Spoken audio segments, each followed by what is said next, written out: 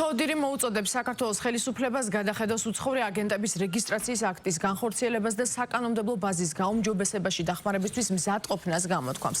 საქართველოს უცხოური აგენტების რეგისტრაციის აქტი აძლიერებს შეშფოთებას ბოლო დროს მიღებული სხვა კანონებისა და სამოქალაქო საზოგადოებაზე კანონის ნეგატიური ზემოქმედების გამო. ამის შესახებ ნათქვამია ეუთოს დემოკრატიული ინსტიტუტების და ადამიანის უფლებების ოფისის განცხადებაში. ეს კანონი ღრმად დაისახება სამოქალაქო საზოგადოების მუშაობაზე და ყველაზე, ვინც მუშაობს ადამიანის უფლებების დაცვაზე. სამოქალაქო საზოგადოება სასიცოცხლოდ მნიშვნელოვანია ყველა დემოკრატიისთვის და ნებისმიერმა ახალმა მოთხოვნამ უნდა გააძლიეროს მათი მნიშვნელოვანი მუშაობა საერთაშორისო სტანდარტების შესაბამისად.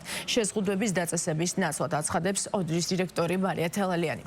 საერთაშორისო ორგანიზაცია ასევე მიიჩნევს, რომ ერთი ქვეყნიდან მეორეში კანონმდებლობის იმპორტს ყოველთვის სიფრთხილით მიდგომა სჭირდება. განცხადების თანახმად ახლად მიღებული კანონი შეფერხებს გაერთიანების, მშვიდობიანი შეკრებისა და გამოხატვის თავისუფლების უფლებას. განცხადებაში ასევე ვკითხულობთ, რომ ლობისტური საქმიანობის რეგულირება მნიშვნელოვანი ინსტრუმენტია საზოგადოებრივ გადაწყვეტილების მიღების გამჭვირვალობისა და სამართლიანობის უზრუნველსაყოფად და კორუფციის თავიდან ასაცილებლად, თუმცა ამავდროულად მან პატივი უნდა სცეს და არ ხელყოს პოლიტიკური და საზოგადოების მონაწილეობა.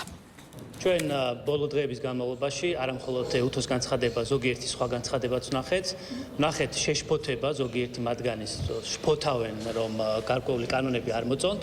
სამაგიეროდ ჩვენ შფოთავთ, დიახ, ჩვენ ხელისუფლება ამდენი ხანია უკვე ვლაპარაკობთ და შფოთავთ იმ პრობლემებზე, რომლის მოგვარებასაც ცდილობს ეს კანონები. მედიის ნაწილი არ მოწონთ, თავიანთ ქვეყნებში არიან ისეთი მედიები, რომლებიც უცხო სახელმწიფოების პირდაპირ დაფინანსებული რუპორები არიან, ან აქვთ თუ არა მექანიზმები, რომლებიც ეფექტიანად უზრუნველყოფს ამ პრობლემების მოგვარებას, რა თქმა უნდა, აქვთ.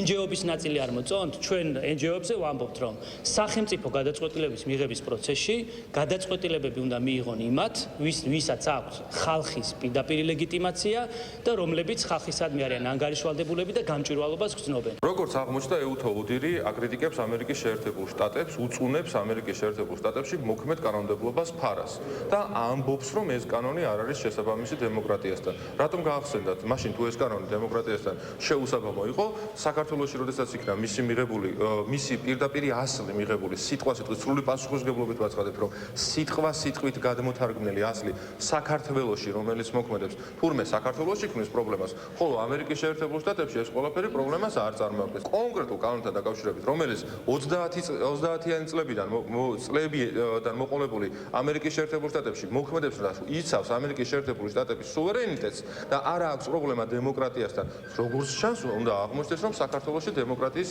საფუძვლებთან წინააღმდეგობაშია და აი ამ მარტივი ტყუილის გაყიდვას ცდილობენ ქართული საზოგადოებისათვის.